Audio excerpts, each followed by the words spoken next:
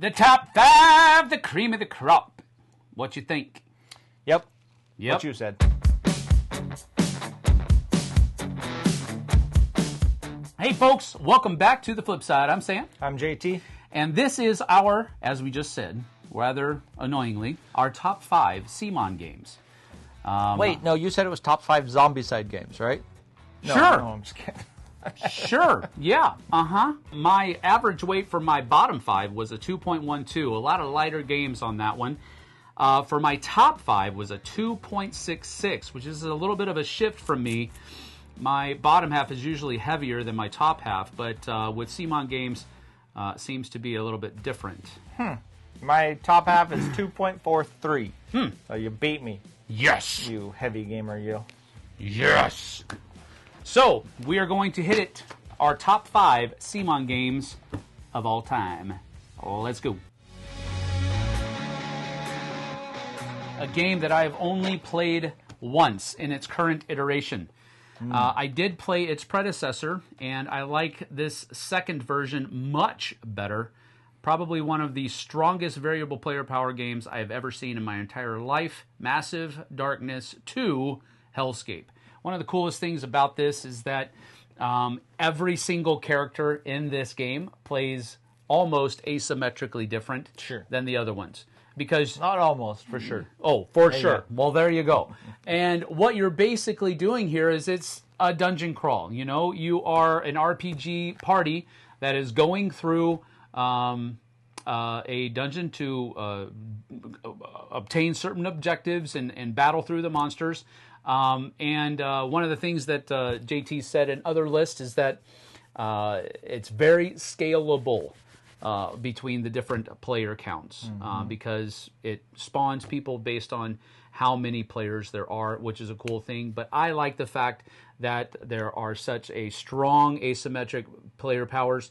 Then on top of that, it uses a familiar system, borrows a lot from a familiar system of Zombicide and how things work out and spawn and all that kind of stuff.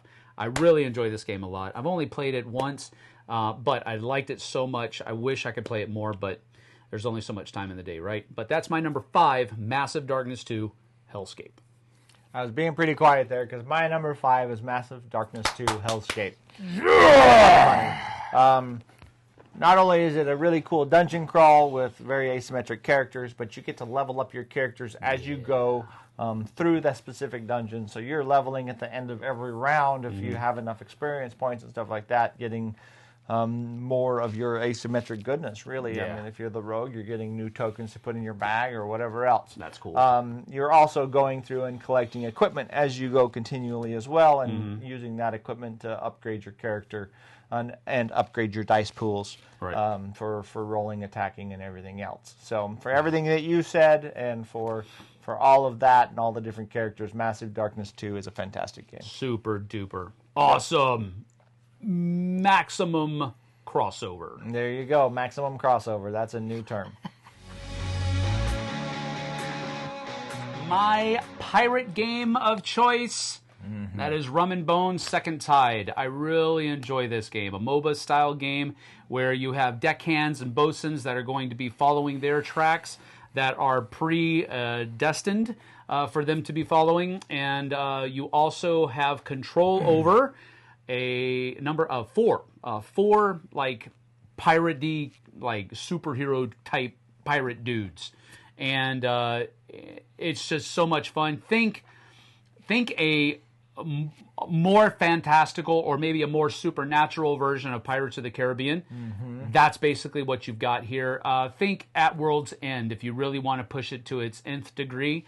That's pretty much what you have, because you have a whole bunch of different factions of pirates that are coming alongside each other and fighting deck-to-deck combat. It's such a fun game. You can even have a Kraken show up and make things a little bit difficult for you as you walk across the different planks between the ships. Such a fun game. Lots of dice rolling fun. Really enjoy this a lot. So that's my number 4, Rum and Bones Second Tide. Nice. I haven't played it, but it would be on my list. I still haven't played it. Right. I'm sure it would be. All right, my number 4 is an area control game where you're taking cards You're collecting sets of cards, and then you're playing them out to fill in the area, to take these areas over. And this is called Ethnos. In Ethnos, you're going to take 6 different races of cards, basically, races of creatures. You're going to mix those 6 decks together, which is really cool because there's 12 different ones. So every game you play, you're going to have a different mixture of special abilities. And then you're going to be collecting groups, sets of these creatures to play down to gain area control across the board. The interesting thing is as you create a set, the creature that you put on top of the set is going to dictate what special ability you get to use during that turn. But the other part of that is any card you have left in your hand when you play a set, you get to put it out there as open game for everybody else to pick from, which really is, those two things really are the depth and the interesting part of Ethnos. Funny enough, CMON is making a Ethnos 2 right away, so I'm super excited for it because that's what I've been asking for, is a second Ethnos. So anyways, that is my number 4, Ethnos. I love this game, and I'm excited for number 2. Cool beans. A game that is based on an IP that I really don't have that much liking for, but I enjoy the mechanisms of this game so much, the cooperative nature of this game so much, and how powerful you feel sometimes so much that I'm able to overlook the IP a little bit. This is called Cthulhu, Death May Die. I really enjoy this game a lot. I've only played it a couple of times, but it's just one of those games that really kind of hits home with me. I was able to play like a super prototype version of it with Eric and Rob kind of just making decisions on the fly as we were playing the game. And that was a memorable experience in and of itself. But I've only recently been able to play the finished product, and I really enjoyed it. We played one game where one of us died super fast, game over. Then we played another game of it where everybody was like just having a blast with their own specific characters and doing things that you wouldn't normally do. It was just such a fun experience. I really enjoy this game a lot. It's basically just your characters. You're trying to battle against all of these Cthulhu-esque, Lovecraftian demons and spirits and all that other kind of stuff, or creatures, and I really enjoy it. My number 3, Cthulhu, Death May Die. Nice. Right on. Well, my number 3 might have been alluded to a little bit earlier today, or at least in this video, and that is Zombicide, Undead or Alive. Undead or Alive for the base Zombicide games, and there's a caveat there because there's a little bit of difference. But for Zombicide and Black Death and White Death, all the White Plague or whatever, all those things. It's White Death, Black Plague, White Death. Whatever. Undead or Alive has the best set of rules. It has the best mechanisms out of those those sets, and not only that, but the Wild West theme comes out extremely well. It works extremely well with hordes of zombies coming at you while your guns are blazing, trying to get across. The train is coming through town in 5 turns, and if you don't go get the people stuck in the saloon and get them to the train, you lose. While hordes of zombies are trying to destroy you. You got somebody sitting outside in the street with a Gatling gun, just mowing them down, hoping that everybody else can get them back. All these cool, fun things. Yes. They changed the doors in the way that spawns happen. Spawns no longer happen inside the building as soon as you open the door, but spawn zones do pop up inside of buildings as you go. There's ways to get rid of those or move those. The other cool thing is you have different character archetypes now, which is something completely new. So your archetype as a gunslinger has specific abilities, versus a brawler's archetype. Not to mention that your character specifically, and every one of those different characters has a little bit different abilities of their own. So this is just a really good implementation. It's really fun. I really enjoy Zombicide, Undead or Alive. That is my number 3. Good pick. Good pick. A zombicide game. But I like this one slightly better. Marvel Zombies is my zombicide pick. You know, it's hard for me. I really, really, really like Undead and Alive. Undead or Alive, I'm sorry. Yep. Really like it for everything that you said. But I don't know. Being able to play a zombie Captain America or a zombie Hulk, that's just awesome. Yeah. And I love it, man. It's just so much fun. It's so thematically rich. And I'm not saying that Undead and Alive isn't, but it's just so much. I mean, I love superheroes. I think it's a great theme to work within. And I also really enjoy the zombie genre of games as well. And having those two collide has been really kind of the difference, really. So I just really like this game. It's probably my favorite zombicide game that is in existence right now. And that's not to say that that won't change, but right now, currently, this is my favorite way to play zombicide. And that is that. My number 2, Marvel Zombies. I can't believe it. Yes.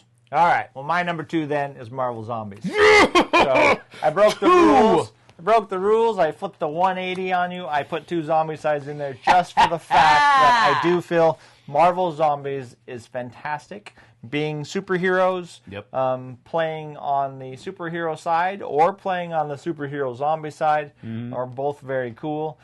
There's a lot of mechanisms that changed in this game from the others in the systems, to where you're using powers and power cards, and you're managing your hunger if you're a zombie.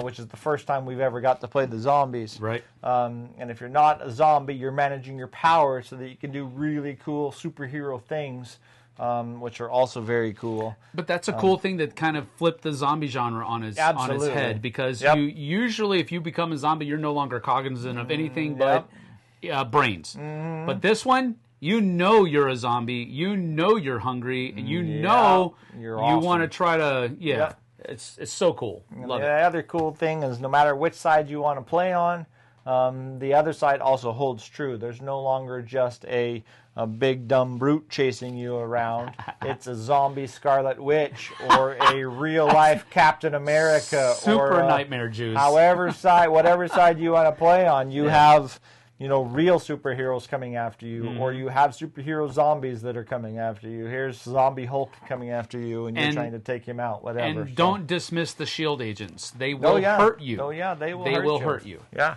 So there's not the huge giant hordes in this game like there are in Undead or Alive. Yeah. But there's plenty of bad guys, and there are also plenty of superheroes that are going to try to stop you. So my number 2, I know I did a 3, but my number 2 is also Marvel Zombies. I love this game. Mega love. Yes. All right, my number 1 has already been mentioned by my compatriot on his bottom 5. It was his number 9. But my number 1, you knew it was coming, Blood Rage. This is my favorite CMON game of all time, and it's very close to being my favorite game of all time as well. And that is, I'm just I didn't hush. hear that. Just hush. Anyway, this is a great game for everything that he said in the other list. Love the drafting. I'm of the opinion that you can win or lose the game in the draft. You can actually give somebody else the victory if you give them the wrong cards. You have to pay attention to what your characters, your other opponents are drafting, so that in the previous round, what they played in the previous round, so that you don't give them something that's going to help them in a compounded way in the next stage. Managing your rage. You must manage your rage. And one of the things that he brought up in the when he was talking about it in the bottom 5 was that he didn't like how you could steal rage from other people. And I can absolutely agree with that. It's one of the most dastardly things that you could do to somebody in the game, because you are literally, you could literally make them, you're done for this age. Now you're going to sit there while the rest of us do our stuff. Now, there's things about that. And his main point was, you don't do that to somebody that's brand new. you don't do it to them all the time. I will usually, if I'm teaching the game, I will do it to somebody once and say, this is what can happen, so be careful. And then I'll do it to somebody else, and then I'll do it to somebody else, and then I'll do it to somebody else. I usually won't peck on somebody with stealing the rage, because it is a really, you're basically just knocking people out at their knees at that point. But so I totally get that. Totally disagree with the whole idea of it shouldn't have the Loki strategy in it. I think that's one of the coolest things about the game, because if you have such a powerful strategy, everybody knows, and this is one of the things that I explain to people. Everybody that's played the game 50 times No. This is one of the things this is a teaching point for me. They might know, but they don't understand. They don't understand. Right, I get it. But I always tell people there's a Loki strategy. All of the cards that have Loki on them, we cannot let one person get all of them. We cannot do that. We will lose the game, period, end of discussion, hard stop.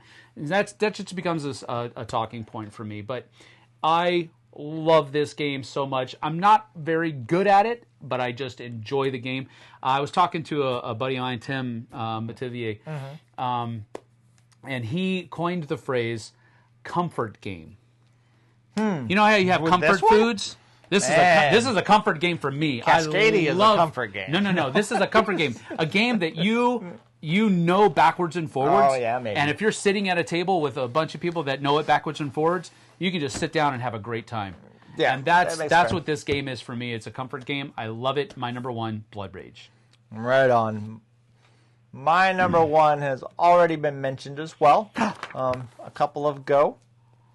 And you don't like the theme, or don't like the theme as much. And my number one is very clearly Cthulhu Death May Die. Yep, you're a Lovecraftian. I'm not a Lovecraftian. Well, I love this game. The mechanisms in this game, the characters in this game, the way that you level up by going insane is completely amazing. The way that you can push yourself, push your stress level, in everything that you do. Yep. And then those cool moments that we played earlier this year and had some really cool moments in there where whatever, I was standing in a room in front of a bunch of guards that were doing nothing. Hey, watch this. And just blowing away cultists as they were coming through the door with a shotgun while the nun was over in the other room just getting swung at by 40 different people and not getting hit. Like, those kind of things happen. The old ones make every mission so much different depending on which Oldman you play. And there's so many different missions. I love this game to death. Theme or no theme, I love this game. Very and the theme great. Obviously fits with it. Extremely solid. Yeah, it does well. Absolutely. Yeah. But that's my number one. That's super. One of the things that CMON really does well is theme. Yes. Such great thematic games in their arsenal.